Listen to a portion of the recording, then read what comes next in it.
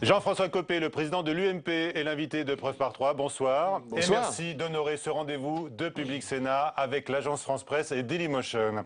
Avec nous tout à l'heure, Déborah Claude de l'AFP et Perrine Tarnaud de Public Sénat pour aborder bien sûr la situation politique, celle du gouvernement, celle de l'opposition, celle du gouvernement avec le report de la loi famille. Vous aviez demandé la démission de Michel Sapin après la progression du chômage. Est-ce que vous demandez aujourd'hui la démission de la ministre de la Famille, Dominique Bertinotti, même si elle peut se sentir renforcée par la colère et les propositions à venir des députés socialistes? C'est deux sujets différents.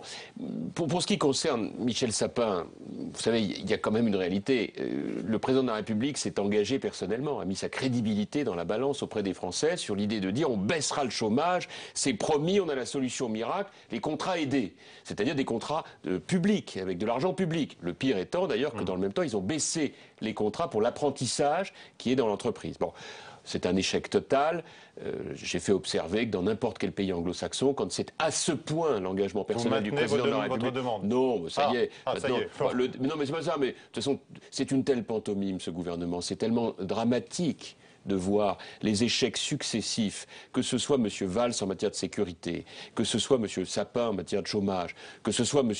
Moscovici, le ministre du Budget, en matière de réduction des déficits budgétaires. Mais vous vous rendez compte, le fiasco, en 20 mois, le socialisme qui était censé sauver la France de la politique, paraît-il, terrible qui était menée par la majorité UMP. Quand on voit aujourd'hui ce qu'il en est advenu, c'est une débandade terrible à laquelle on assiste. Et Mme Bertinotti, aujourd'hui, face à la famille enterrée. Je crois que maintenant, le véritable sujet, c'est qu'il va y avoir des élections municipales qui sont en train de se transformer en un véritable vote sanction. Et moi, je le dis une nouvelle fois à votre antenne, j'appelle les Français à tirer les conséquences de ce qu'ils voient et d'exprimer leur colère à travers ce que j'appelle un vote utile, c'est-à-dire un vote dès le premier tour pour les candidats de l'UMP. C'est la seule manière, d'ailleurs, de marquer un désaveu très net contre François Hollande. Est-ce que vous espérez également un vote sanction, par exemple, d'une partie de la gauche qui est déçue par l'abandon de certaines réformes de société? Moi, je me mets à la place d'un électeur de gauche. Il doit être profondément désabusé, car voilà un président de la République qui leur a promis le rêve. Il voulait réenchanter le rêve. Et on voit aujourd'hui une situation économique et sociale terrible, l'explosion du chômage, liée à l'explosion des impôts, qui conduit aujourd'hui, hélas, à un développement terrible de la précarité dans notre pays. C'est d'ailleurs, Michel Grossior, je voudrais le dire sur votre antenne, c'est un non-dit terrible que de voir aujourd'hui dans notre pays des millions de Français qui se trouvent aujourd'hui, du fait des hausses massives d'impôts, dans des situations véritables de précarité. Et je pense aux classes moyennes, commerçants, artisans, patrons de PME, salariés modestes. À cause des hausses d'impôts. Mais bien sûr. Vous n'imaginez pas le nombre de mes administrés, ma permanence que je tiens en tant que maire à Meaux, qui viennent me dire on n'y arrive plus. Alors on va revenir sur la famille, mais à propos des impôts, justement, il y a des idées dans l'air, notamment qui alimentent la réflexion de certains députés socialistes, pour une moindre déductibilité de la CSG. Que pensez-vous de cette proposition? C'est un nouveau hold-up sur le pouvoir d'achat des Français. Vous vous rendez compte? La CSG, c'est un impôt. C'est payé par tous les Français. Et voilà que la nouvelle idée folle du rapporteur général du budget, qui n'en est pas à son coup d'essai, qui fait preuve d'ailleurs d'une approche idéologique terrible. Il dit agir, réfléchir au nom de la progressivité de l'impôt. Oui. Non, mais il y a toujours des bons arguments. C'est comme ça qu'il expliquait que la taxe à 75% pour les plus fortunés, qui fait hurler le monde entier, qui d'ailleurs n'investit plus en France, la taxe à 75%, c'était une punition. Une sanction, avait-il dit, des plus riches, parce que c'est une faute d'être riche en France depuis que les socialistes sont au pouvoir. Alors là, la nouvelle folie, c'est de dire aux Français, vous avez payé de l'impôt sur la CSG, et bien maintenant, on va vous faire payer de l'impôt sur le revenu, sur l'impôt que vous avez payé. C'est extrêmement grave. On arrive à un niveau de spoliation du pouvoir d'achat des Français qui est absolument inouï. Inouï. Et alors le plus incroyable, c'est que tout cela se fait après que le président de la République ait fait une conférence de presse il y a maintenant 3 semaines pour nous dire j'arrête tout cela, désormais il n'y aura plus de hausse d'impôts. Il n'y aura plus de hausse du taux de prélèvement, en tous les cas, du taux d'imposition général. Ouais, enfin écoutez, vous faites un bel effort pour défendre l'indéfendable. Attendez, moi j'ai compris que le trop d'impôts... j'ai compris que pourraient payer plus d'impôts, mais globalement la note présentée par l'État serait... C'est pas de chance parce que ça tombe toujours sur les classes moyennes, c'est-à-dire ceux qui n'ont jamais droit à rien et qui payent pour tout le monde. Vous savez, je crois qu'il faut quand même même bien voir qu'on est arrivé là à un niveau d'hyperfiscalité qui étrangle le pays.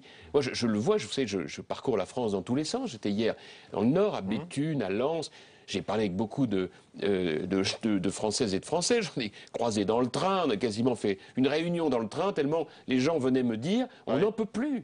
On est étranglé par les impôts des socialistes. Concernant la réforme... Donc je préfère dire tout de suite que l'intention de M. Eckert de vouloir fiscaliser la CSG donnera lieu de la part de l'UMP à une dénonciation massive. Et encore une fois, je dis aux Français, les élections municipales, première fois qu'ils vont pouvoir voter depuis les présidentielles de 2012, ça doit être l'occasion d'un non massif et donc d'un vote pour l'UMP. Concernant la réforme sur la famille, donc finalement cette réforme, elle reviendra avant la fin du quinquennat, après les municipales, laisse entendre Claude Barthelone. Oui, ça y est, je crois que Claude Barthelone a tout de suite fait tomber le masque. En réalité, il y a une fracture profonde au sein de cette majorité. François Hollande est paniqué. Il a laissé libre cours à toutes les folies. Lui-même, d'ailleurs, y avait participé. Je rappelle que sur la PMA, parce que personne ne le dit, donc il est bien de temps en temps de retrouver les déclarations des uns et des autres. Il avait laissé entendre dans le magazine Tétu, effectivement, qu'il était favorable. Mais ça n'était pas dans ses propositions présidentielles. Oui, enfin, il faut qu'on m'explique, là. Qu'est-ce que c'est? Alors, donc, soit c'est dans les propositions présidentielles, mais donc ça veut dire que quand on fait une interview à Tétu, c'est juste pour aller chercher des électeurs. Donc, il dit, le 29 avril 2012, on est donc quelques jours avant le deuxième tour de la présidentielle, François Hollande, à la question « Êtes-vous favorable à l'ouverture de la PMA aux couples de lesbiennes ?» Réponse de François Hollande, oui. Et il dit même « oui, je l'ai dit », ce qui prouve qu'il c'est donc une répétition de ce qu'il avait dit. Manifestement, il est animé par une volonté d'apaiser le climat. Oui, c'est un joli mot pour dire simplement qu'en réalité, les socialistes sont en train de se heurter à la colère. Vous mais les socialistes sont en train de se heurter à la colère des Français. Qu'est-ce qui est en train de se passer aujourd'hui? Le pays réel, celui qui vit à l'extérieur du périphérique parisien, est aujourd'hui en train de dire à François Hollande, il n'y a qu'une seule chose dont vous devriez vous occuper, c'est la baisse du chômage, la compétitivité et la sécurité des Français. Or, qu'est-ce que nous voyons? Nous voyons un gouvernement qui, tous les jours, sans compter les députés de la majorité, tous les jours, viennent s'immiscer dans la vie privée des Français. Je voudrais vous dire, Michel Cossior, la chose suivante.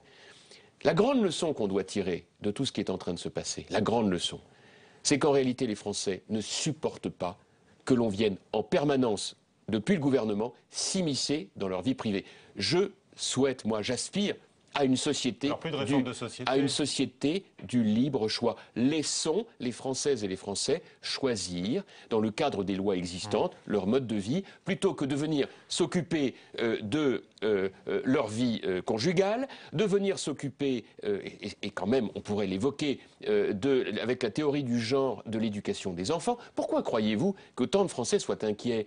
Aujourd'hui, le gouvernement multiplie les dénégations sur la théorie du genre. Sauf que les documents sont là, je les ai évoqués, produits. Les ABC de l'égalité, c'est une sensibilisation des élèves à l'égalité entre les garçons et les filles. Lorsque vous voyez une convention interministérielle signée par 5 ministres en 2013, dans lequel il est écrit « Les savoirs scientifiques issus des recherches sur le genre doivent nourrir les politiques publiques ». C'est écrit en toutes lettres et c'est co-signé par M. Sapin, M. Payon, Mme Vallaud-Belkacem, Mme Fioraso, M. Le Foll. C'est pas des fantasmes pour vous, on n'agite pas les peurs. Non seulement on n'agite rien du tout, mais c'est la réalité. Mettez-vous à la place des parents. Je ne sais pas si vous êtes père de famille, mais moi je peux vous dire que je ne cesse de voir autour de moi, et en tant que père de famille, je suis tout aussi sensibilisé à la question, un certain nombre de nos compatriotes qui disent mais qu'est-ce que le gouvernement vient s'occuper de faire des cours sur la théorie du genre alors qu'on a un recul une aggravation de l'illettrisme à l'entrée en 6e, que l'apprentissage est piétiné et que nous avons les résultats que nous avons. Sur la famille, Jean-François Copé, les députés sont révoltés, ils veulent revenir effectivement avec leurs propositions.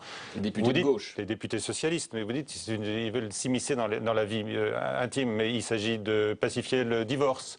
Il s'agit par exemple de trouver le divorce. Oui. C'est-à-dire, parce que vous pensez qu'en substituant le juge actuel des affaires familiales, de leur substituer un greffier, ça va pacifier le divorce? C'est la volonté affichée. Mais non, mais la volonté également de donner un statut aux beaux-parents. Prenons chaque point. Qui a été l'un des combats de Nadine Morano, par exemple. Monsieur Grossior, prenons chaque point. Celui qui consiste à substituer un greffier au juge des affaires familiales pour venir, par un simple coup de tampon, homologuer une convention de divorce, c'est simplement la pire manière de procéder. Je suis désolé de dire que la procédure de divorce et c'est l'avocat qui parle, la procédure de divorce, c'est un acte majeur. Alors prenons un autre exemple. Mais non, parce que celui-là, vous avez raison de le prendre. Oui. Il fait partie de ces lubies de la chancellerie pour nous dire on va banaliser. Mais par exemple, le statut du beau-parent. C'était un combat, par exemple, de la ministre Nadine Morano. Bien sûr.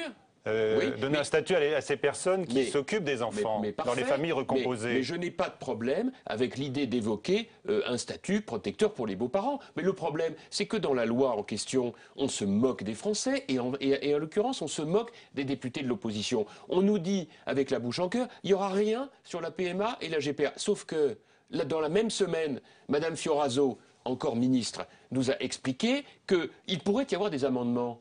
Alors après, on nous dit, oui, mais M. Valls nous a dit que... M. Valls, ministre de l'Intérieur, vous voyez le rapport, nous dit « Ah non, mais tout ce qui concerne la PMA ne sera pas accepté. » Ah bon? Mais M. Leroux, 2 heures après, a dit « Ah si !» Et si ça n'est pas sous la forme d'amendement, ce sera une proposition de loi. Et M. Bartolone vient de couper court aux déclarations de M. Ayrault, à la demande de M. Hollande, puisque M. Ayrault nous dit « C'est reporté sine die ». Et M. Bartolone dit non, c'est remis au lendemain des municipales. Monsieur Grossior, il y a un plan caché. Et je crois qu'il est grand temps que chacun l'entende. Ce plan caché est le suivant. Le gouvernement a décidé, pour essayer de limiter les dégâts aux élections municipales, de reporter tous les textes qui viendraient fâcher les Français pour le leur imposer après. Je prends dans l'ordre la réforme pénale de Mme Taubira, un texte extraordinairement laxiste pour les délinquants. Le droit de vote pour les étrangers, dont M. Hollande parle de manière récurrente, ce qui lui permet d'ailleurs de jouer avec le Front National. La loi sur la famille, qui vient exactement dans la foulée, dont M. Bartolone dit, dès le lendemain des municipales, on le remet sur la table. Voilà ce qu'il en est. Alors si vous ajoutez à tout cela le plan fiscal, qui est en train de se mettre en place beaucoup plus vite que le soi-disant pacte de responsabilité, qui s'étiole tous les jours, le plan fiscal dans lequel nous allons retrouver la fiscalisation de la CSG, qui vient s'ajouter à toute la mise en cause de la politique fiscale sur le plan familial. Premier rabot du quotient familial à l'été 2012. Deuxième rabot du quotient familial pour la loi de finances 2014. Fiscalisation de la majoration de pension pour les retraités par an de 3 enfants et plus pour financer les retraites. Réduction de fait du congé parental pour la plupart des parents décidé dans la loi égalité hommes-femmes. Avec l'allongement pour d'autres, pour notamment les pères. Oui, vous avez quand même vu que quand vous faites le total, si jamais le père ne le prend pas, et il y a malheureusement des pères qui ne peuvent pas le prendre, c'est perdu pour toute la famille. C'est glorieux. Vous allez rencontrer Angela Merkel, ce sera le 11 février. Absolument. C'est pas pour prendre une leçon d'union nationale, parce que là-bas, ils arrivent à s'entendre sur les grands enjeux du moment, conservateurs, sociodémocrates. Bah oui, mais vous avez vu que là-bas, celui qui a initié la modernisation du marché du travail, c'est un socialiste. C'était M. Hartz qui avait été sollicité par M. Schröder, Premier ministre social-démocrate. Nous en sommes très loin aujourd'hui. Oui, mais qu'est-ce que vous dites, Arnaud Montebourg, qui dit aujourd'hui même il est temps de s'unir pour redresser le pays, et il met en avant le pacte de responsabilité qui est à l'aval quand même d'une partie de vos amis à l'UMP. Oui, enfin de moins en moins, parce que tout le monde vient comprendre ce que... Moi j'avais alerté, j'avais dit, écoutez, moi bien sûr, qui peut être contre? La seule chose, c'est qu'on va attendre de voir, parce qu'on est habitué avec M. Hollande à ce que les promesses ne soient jamais suivies des faits. C'est pas, hélas, la première fois. Donc, qu'est-ce qui se passe aujourd'hui? Il se passe que M. Hollande s'est moqué des Français, en leur disant il y a 3 semaines, j'ai compris, je vais changer de politique. Mais il ne change rien du tout. Les 50 milliards de baisse de dépenses publiques n'arriveront jamais, on l'a compris, depuis déjà 3 semaines, pas une seule annonce. La seule annonce, c'est une hausse de dépenses. Ils veulent faire 50 000 contrats aidés supplémentaires. La vérité, M. Grossior, c'est qu'ils ne baisseront pas les dépenses, ils vont continuer d'augmenter les impôts, ils ne moderniseront pas le marché du travail. Par contre, ils sont capables de mobiliser les Français sur des sujets qui, objectivement, ne sont vraiment pas d'urgence, qui touchent à la société française. Tout cela est absolument dramatique. Je me mets à la place de nos compatriotes qui se disent « Mais comment a-t-on pu se retrouver dans cette situation d'avoir un gouvernement socialiste qui a tous les pouvoirs et qui, à ce point, les utilise pour déstructurer une société qui a au contraire besoin d'apaisement ?» Allez, on va parler maintenant des propositions de l'UMP, où il y a un autre sujet qui divise. Vous n'êtes pas tous d'accord quand même sur le virage pro-entreprise de François Hollande. C'est le retour maintenant évident de Nicolas Sarkozy. On en parle dans un instant avec Déborah Claude de l'AFP. Mais d'abord, le point. Donc, sur ce retour annoncé par l'intéressé lui-même, de plus en plus clairement, Jérôme Bonnard. Là où la mer est passée, elle revient. L'ancien président n'est pas avare de métaphores devant les journalistes. C'était jeudi dernier en Charente-Maritime. Au fil de ses déplacements, Nicolas Sarkozy fait visiblement tout pour se faire désirer une mise en scène parfaite. Ça marche très bien avec les médias. mais ça marche derrière les médias, ça marche avec le public, à qui on raconte l'histoire du retour gagnant d'un homme qui avait perdu et qui remonte sur le ring et qui gagne. En fait, quand on y réfléchit, c'est le scénario de Rocky II. Même si la ressemblance n'est pas évidente au premier abord. En fait, tout est dans la subtilité. Car en envoyant ces cartes postales, Nicolas Sarkozy s'adresse aussi et surtout à ses concurrents, les ténors de l'UMP. Et là encore, vive les comparaisons. Les fans de Harry Potter apprécieront peut-être. Il m'est arrivé aussi de le comparer à Voldemort, c'est-à-dire que c'est celui dont on ne prononce jamais le nom, mais auquel tout le monde pense à l'UMP, et dont le retour est censément inéluctable. Mais peut-on parler d'un retour gagnant ? Nicolas Sarkozy, l'homme providentiel. Pas question de laisser émerger une relève à droite. Pas question de primaire en 2016. 60% des sympathisants souhaitent son retour. Et il peut compter sur les indétrônables lieutenants et autres fidèles supporters. Mais les fameuses cartes postales n'atteignent visiblement pas tous les destinataires. La méthode Sarkozy a peut-être aussi ses limites. Gare au phénomène d'illusion. C'est-à-dire de vouloir faire une tactique qui soit profondément contraire à ce qu'il est. C'est-à-dire que Nicolas Sarkozy, ce n'est pas quelqu'un qui attend d'être réclamé dans son caractère. Nicolas Sarkozy, c'est Bonaparte. Ce n'est pas Pierre Mendès France. Décidément, les comparaisons vont bon train. Côté UMP, certains en rajoutent même une couche tout en laissant place à une certaine ambiguïté. Le général de Gaulle n'a pas demandé de primaire lorsqu'il est revenu. Voilà. Et il était le bienvenu. Quand Jean-François Copé s'est présenté, il a dit « Si Nicolas revient, je serai à ses côtés ». Eh bien, si Nicolas revient, moi aussi je serai à ses côtés. À partir de ce moment-là, on fait un syllogisme et nous nous retrouvons aux côtés de Jean-François Copé, aujourd'hui comme demain. Voilà, entre syllogisme donc, de Pierre Charon et puis comparaison de Nicolas Sarkozy avec la mère qui revient toujours. Bonsoir, Déborah Claude. Vos questions à Jean-François Copé sur l'UMP donc. Sur l'UMP, sur Rocky II, puisque voilà, c'était ce qu'on disait dans le sujet. Alors est-ce que Nicolas Sarkozy a une espérance pour la France, comme nous l'a dit Brice Hortefeux la semaine dernière, elle l'a dit sur les ondes de RTL. Est-ce qu'il va y avoir un retour de l'ancien chef de l'État? Ça, je ne peux pas vous répondre, je n'en sais strictement rien. Moi, de toute façon, vous savez quelle est ma position. Je l'ai dit à de nombreuses reprises. Simplement, je veux juste vous livrer une réflexion supplémentaire. Je pense qu'aujourd'hui, ce qui compte, ce n'est pas ça pour les Français. Les Français vivent au quotidien une situation très dure. Ceux qui ont voté pour François Hollande sont aujourd'hui effondrés, désabusés, déçus. Ceux qui ont voté pour Nicolas Sarkozy se disent vraiment quel gâchis. Depuis 20 mois. Et aujourd'hui, nous sommes dans une étape nouvelle. Je pense que la France de 2014 n'est plus celle de 2012, mais qu'elle n'est pas encore celle de 2017. Ce qui compte aujourd'hui... La notion d'espérance, est-ce que Nicolas Sarkozy incarne, oui ou non, une espérance selon vous? Je n'ai pas de doute un instant. Bien sûr qu'il incarne une espérance, mais encore une fois, aujourd'hui, ce qui compte, c'est quel projet? Qu'est-ce que nous proposons aux Français? Et moi, ma mission, c'est loin encore 2017. Il peut se passer des choses. C'est ce que tout le monde dit chez vous. Il peut s'en passer 1000. Mais en même temps, on essaie quand même d'organiser des primaires, de border les choses. Ça, c'est autre chose. Ça, c'est autre chose. Les primaires, c'est autre chose. Mais encore une fois, comprenez-moi, ma mission n'est pas tout à fait la même que celle des autres, et notamment de mes aînés. Moi, je suis dans l'action. Il en est qui peuvent se permettre. Vos aînés, c'est ce que vous François évoquiez. Fillon, Alain Juppé. Oui, bien sûr. Oui, ou d'autres. Vous êtes dans la course aussi. Non, mais attendez. Ma mission n'est pas la même. Il en est parmi eux qui peuvent se permettre de ne pas parler, d'être silencieux, de ne pas être dans le combat quotidien. En revanche, pour moi, c'est interdit. Moi, je suis dans le combat quotidien. Oui, j'aime pas beaucoup cette expression parce que je la trouve un peu péjorative. Ce que je fais, pour les élections, vous allez sur le terrain plusieurs fois par semaine. Vous répétez encore tout à l'heure les municipales. Il faut voter UMP aux municipales. Vous dites ça très bien. Non, mais pourtant... C'est une citation. Non, je répète simplement, oui, voilà. C'est une citation, merci. Donc, effectivement, vous êtes là pour le mois de mars prochain et les européennes. Mais ensuite, les européennes, et ensuite, j'ai encore les sénatoriales, les cantonales, les régionales. Ce que je veux juste vous dire, c'est que ma mission, elle est que ma famille politique renoue avec la victoire. Nous n'avons pas gagné d'élections locales depuis 2001. Depuis 2001. Une éternité. Et donc, quelque part, ce qui compte aujourd'hui, c'est que les Français sachent qu'il y a un chef de l'opposition qui est tous les jours au combat, au sens noble du terme, pour faire partager nos valeurs. On dit que l'ombre permanente de Nicolas Sarkozy traduit un manque de leadership à droite, justement. Non, mais vous n'empêcherez jamais les envieux de grincer. Mais tel n'est pas le sujet. Aujourd'hui, ce qui compte pour moi, c'est que nous ayons une ligne politique. C'est le cas. Que nous ayons des candidats investis dans les municipales. Il y a des débats quand même entre vous.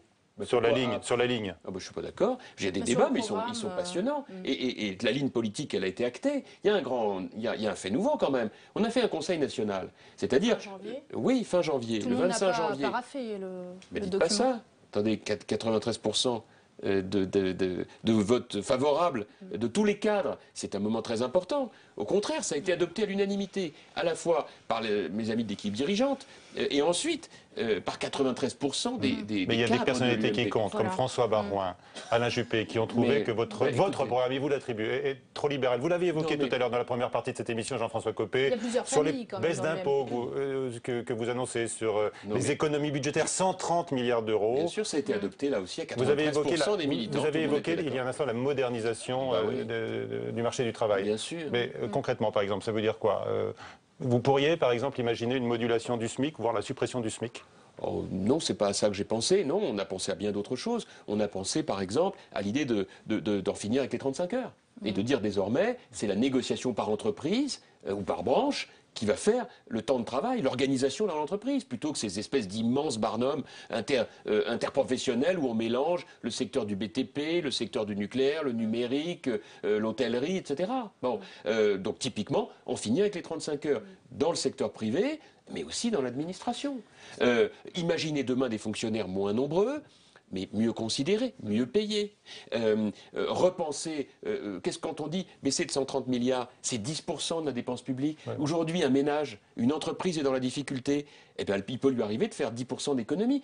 L'État ne le fait jamais. On peut faire 130 milliards d'économies budgétaires pour l'État, les collectivités locales et la sécurité sociale. Et baisser les impôts en même temps des Français. Mais c'est vous avez forcément lu ce qu'on a écrit, vous êtes des gens attentifs. Oui. Qu'est-ce qu'on a dit? On a dit qu'on fait 130 milliards de baisse de dépenses publiques et que dans ces 130 milliards, on fait 65 milliards de baisse d'impôts et 65 milliards de baisse de la dette. Bon, il s'agit en vérité de faire ce que tous les autres pays qui s'en sortent en Europe ont fait avant nous. L'Allemagne, l'Espagne, la Grande-Bretagne, c'est ce travail-là. Alors après, vous me dites tout le monde n'est pas d'accord. Bah, écoutez, d'abord, mettez pas Alain Juppé dans le lot des gens pas d'accord. Il était présent, il a voté et il m'a téléphoné pour me dire qu'il était tout à fait en phase. Bon, donc là-dessus, arrêtons de le faire parler à sa place. Pour le reste, vous n'empêcherez pas. Quand même plusieurs familles, même pour les européennes, il va falloir concilier des positions. Mais ça, c'est encore autre chose. Voilà. Mais je vais vous en dire un mot. On va en parler aussi. Pas si longtemps. Non, mais Déborah, je n'ai pas de problème. On va parler aussi des européennes. Mais juste pour finir sur le projet économique. Il peut y avoir ici ou là, vous n'empêcherez pas tel ou tel vous dire qu'il est contre. C'est pas grave qu'il y ait une minorité. Pourquoi est-ce qu'à gauche, ils se tapent tous dessus? C'est frais et printanier. À droite, c'est absolument catastrophique. On a plutôt l'habitude que ça...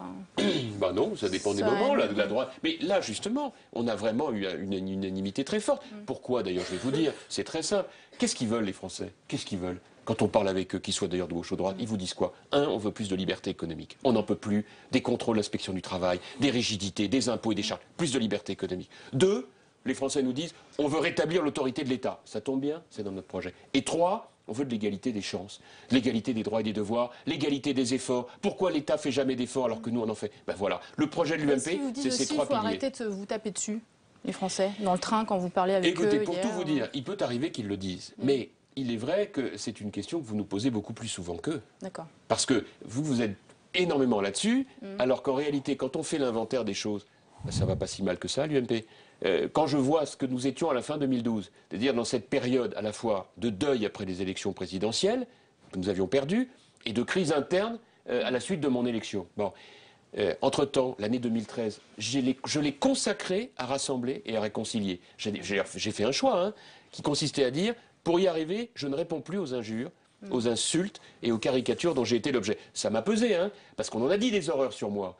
Et pourtant, je me suis dit, il faut accepter là-dessus de ne rien dire pour rassembler les gens et tourner la page. Et c'est grâce à ça qu'on a eu un Conseil national où les gens étaient rassemblés. Je suis un peu obsédée par les primaires, mais est-ce que les primaires, finalement, ça oui, déjà, iront à leur terme, première question. Et deuxièmement, est-ce que finalement, c'est pas une machine à réactiver la compétition interne en permanence? Parce qu'on Alors, deux questions. Voilà, deux questions.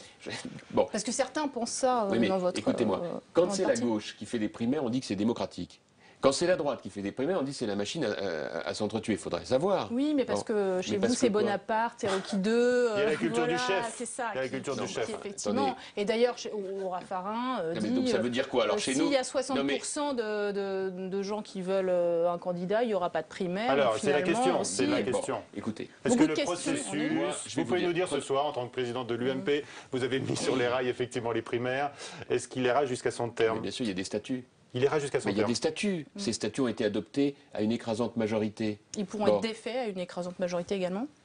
Bah, écoutez, c'est pas dans l'air. Hein. Non, mais c'est une question que je vous pose. Ben, pourquoi il le serait? Enfin, c'est pas comme ça que ça marche. Il y a des statuts qui ont été adoptés, qui prévoient beaucoup de choses, dont une primaire.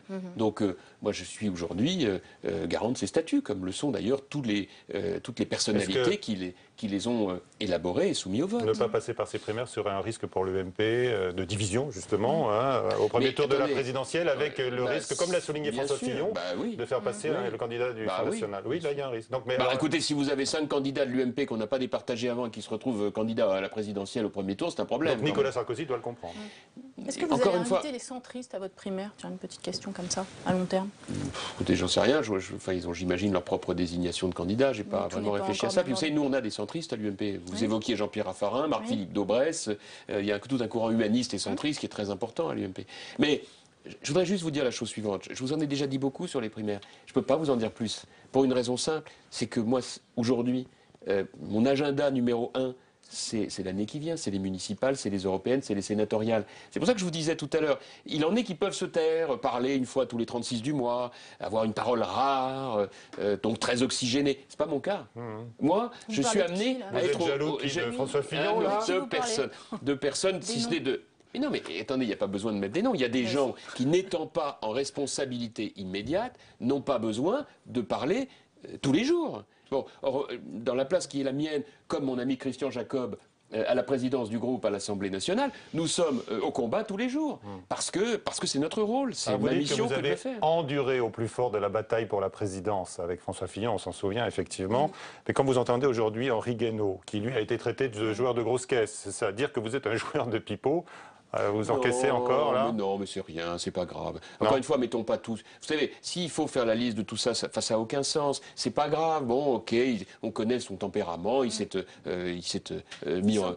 Voilà, il s'emporte souvent, il s'est emporté face à Jean-Luc Romero. Il claque même les portes du studio. Voilà, bon, mais chacun son tempérament. Vous avez écrit récemment, vous lui avez répondu il y a fin janvier, je crois. Non, mais écoutez, peu importe tout ça. Franchement, n'est pas du niveau, si vous le permettez, de notre entretien, qui, je crois, engage d'abord la préoccupation des Français. Qu'est-ce que nous proposons face à la politique de la gauche? Les questions sur l'Europe, justement, on les évoquait, sur le positionnement européen. Vos positions, il y a un sondage qui Ça nous ramène à Henri Guénaud, d'ailleurs. Oui, il y a un sondage qui est sorti il y a 2 ou 3 semaines, effectivement, où tout le monde était un peu dans un mouchoir de poche. Pas du tout.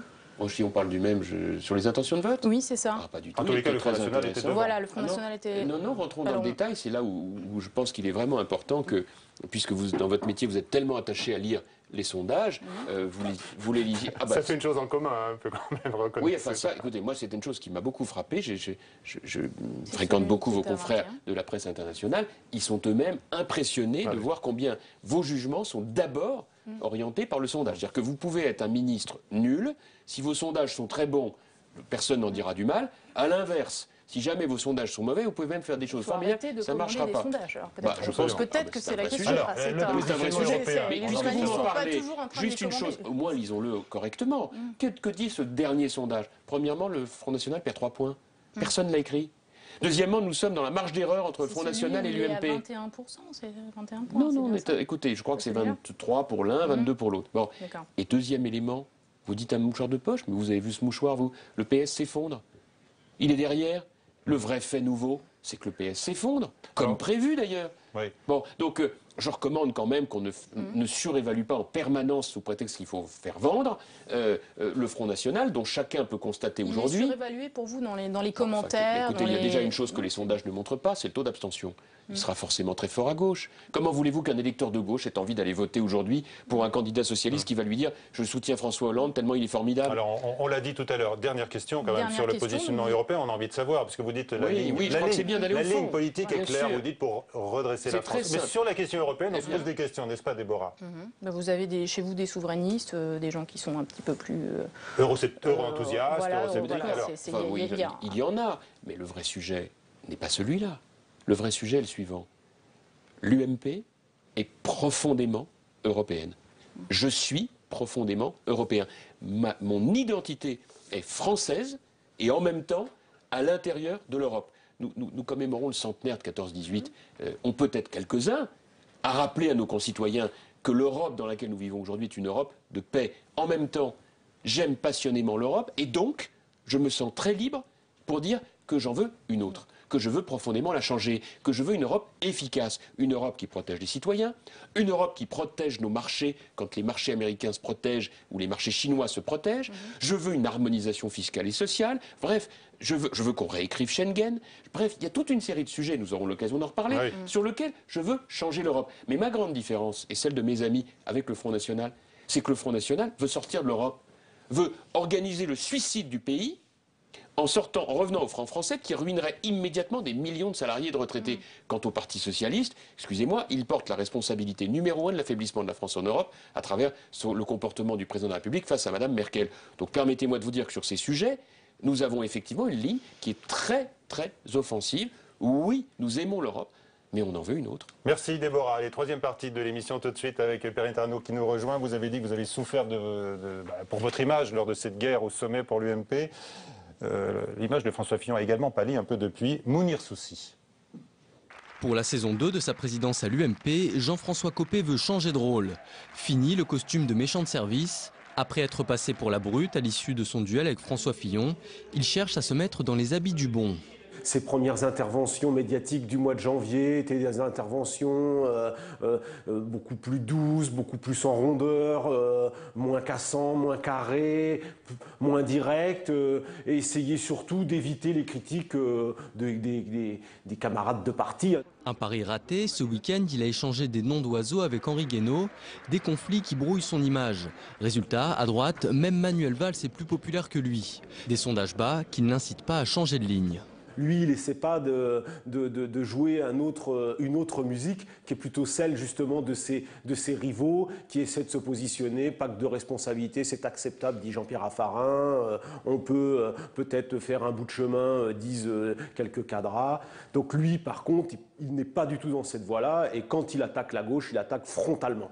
Son opération Reconquête peine à convaincre. Installé dans une opposition mécanique au gouvernement, le chef de l'UMP a du mal à se défaire de son personnage de franc-tireur. Mais a-t-il vraiment le choix? Il fait le job. Être président d'un parti, ça n'est pas facile. Tous les jours, il y a des difficultés. Tous les jours, il faut arbitrer. Et tous les jours, il faut porter le message qui est le nôtre. Prochain test de popularité grandeur nature dans les urnes lors des municipales. Un événement qui permettra de savoir si l'UMP et son président peuvent revenir en haut de l'affiche. Voilà, Perrine Arnault est avec nous. Bonsoir Perrine, vos questions à Jean-François Copé. Bonsoir Michel, bonsoir Jean-François Copé. Bonsoir. Vous aviez dit que 2013 c'était l'année de l'apaisement. Est-ce que 2014 sera l'année de la reconquête pour vous? Oui, je le crois. Je le crois vraiment. Je vous disais tout à l'heure que la France de 2014 n'est plus celle de 2012. Eh bien, l'UMP de 2014 n'est plus non plus celle de 2012. Et les images que vous montriez de ce Conseil national en ont été, je crois, la démonstration la plus belle qui soit. Une famille politique qui s'est rassemblée sur les idées. Je ne dis pas qu'il ne peut pas y avoir ici ou là des querelles de personnes. On entend quand même des querelles de personnes. Mais c'est le propre à toutes les familles politiques, sûr, on peut le reconnaître je vous remercie aussi. de bien vouloir au moins vous le reconnaître. Ce n'est pas dramatique. Vous avez il y a des égos, il y a des personnalités, il y a des histoires différentes. Moi, je cherche une chose et je voudrais vraiment que vous ayez cela en tête et que nos auditeurs le comprennent bien. Je ne ferai pas de synthèse à l'eau tiède entre les uns et les autres. C'était la technique de François Hollande quand il était le chef du PS. Moi, je n'aime pas ça. Une ligne politique, ça doit être une ligne audible, courageuse. Moi, je me bats pour des idées depuis des années. J'ai une grande constance dans ces convictions pour la France. Liberté économique, autorité de l'État, égalité des chances et des droits et des devoirs. Et ces idées que j'ai exposées, que j'ai écrites dans le manifeste pour une droite décomplexée, c'est pour moi très important. Ça veut dire que vous êtes prêt quand même à garder quelques inimitiés au sein de l'UMP.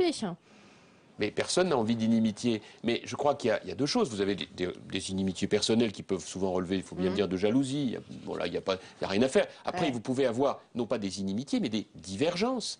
Mais c'est très sain.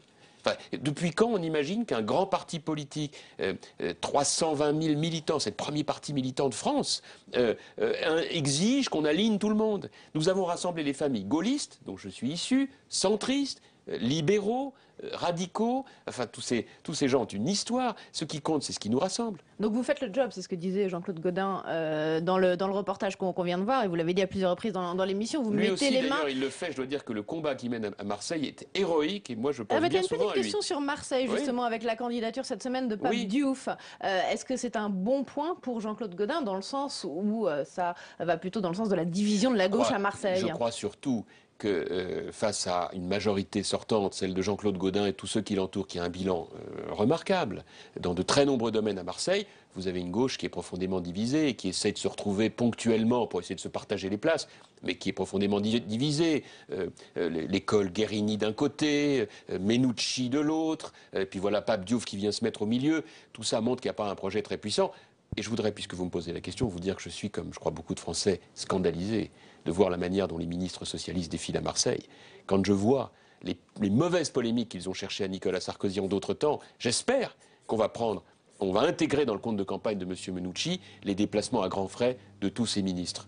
Puisqu'on parle des municipales et qu'on parlait des divisions à droite, à Paris, NKM qui est de plus en plus distancée dans les sondages par sa rivale Anne Hidalgo, qu'est-ce qui ne marche pas dans sa campagne? Je ne vois pas où est-ce qu'elle est distancée. J'ai encore vu un sondage dans le 5e arrondissement où Florence Berthoud fait un score qui est très encourageant à 2 mois des élections municipales.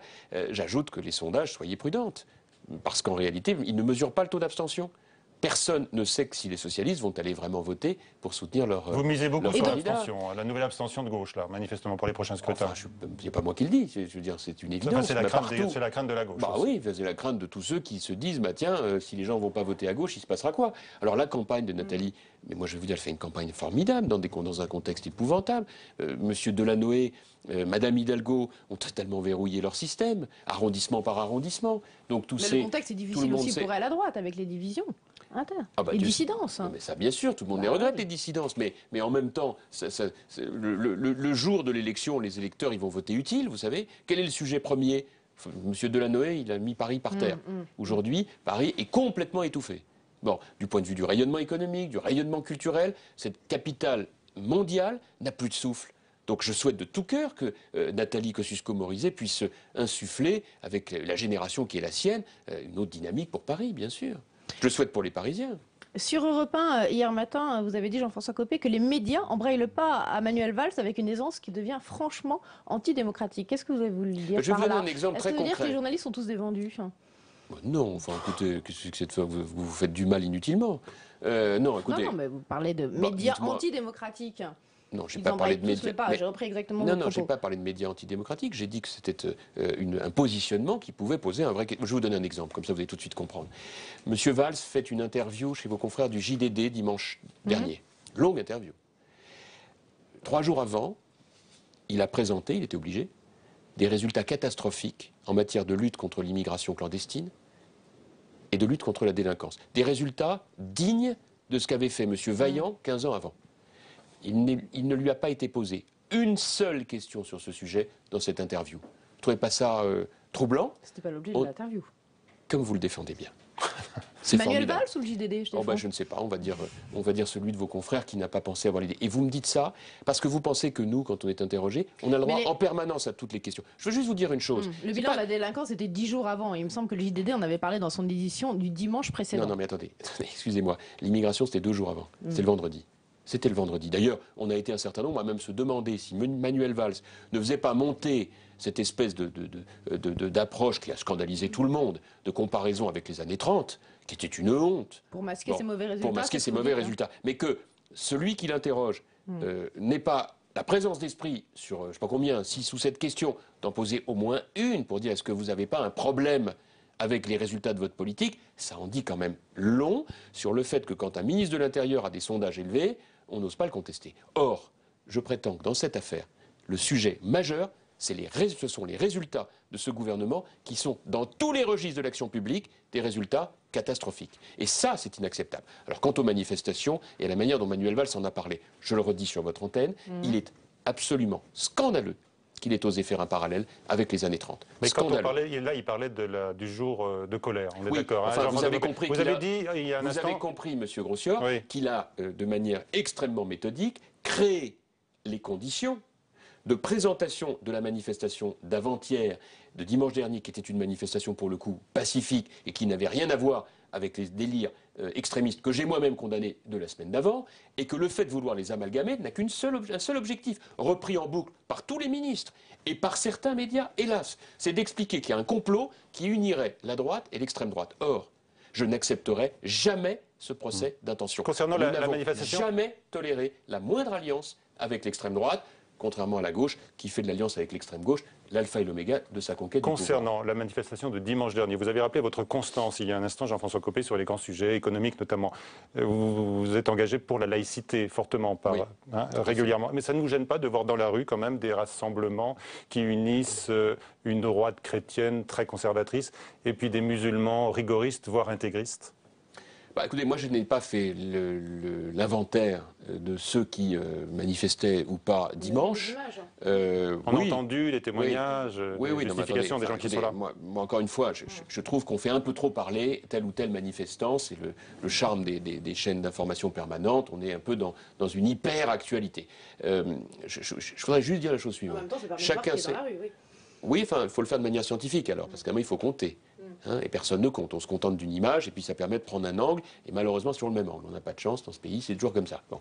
Mais je voudrais juste vous dire une chose. Mon combat contre le communautarisme, contre l'extrémisme, contre l'intégrisme, est un combat constant. Et celles et ceux qui veulent bien suivre les engagements qui ont toujours été les miens le savent.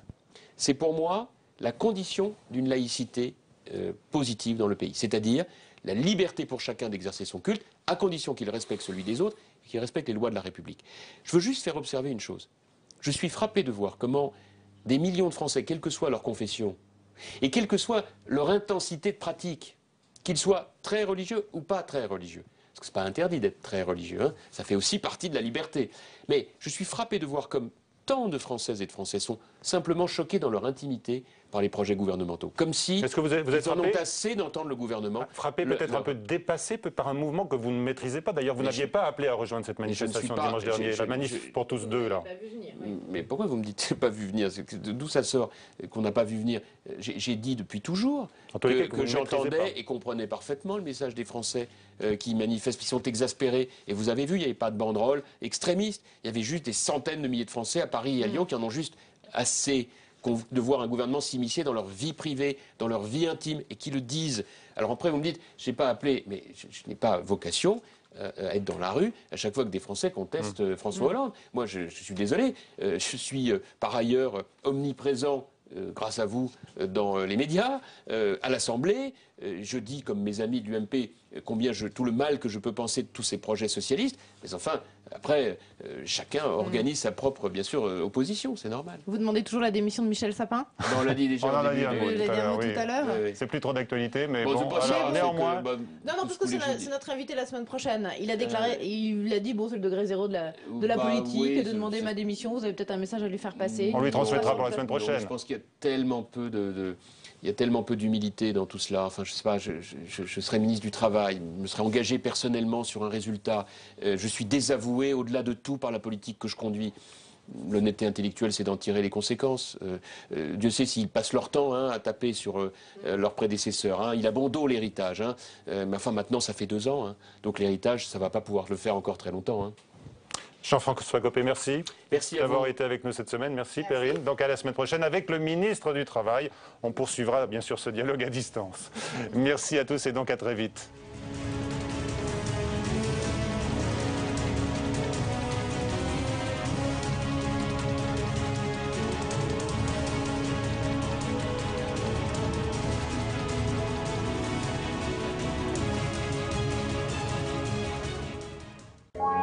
Le Club des municipales, c'est le rendez-vous dédié aux élections municipales.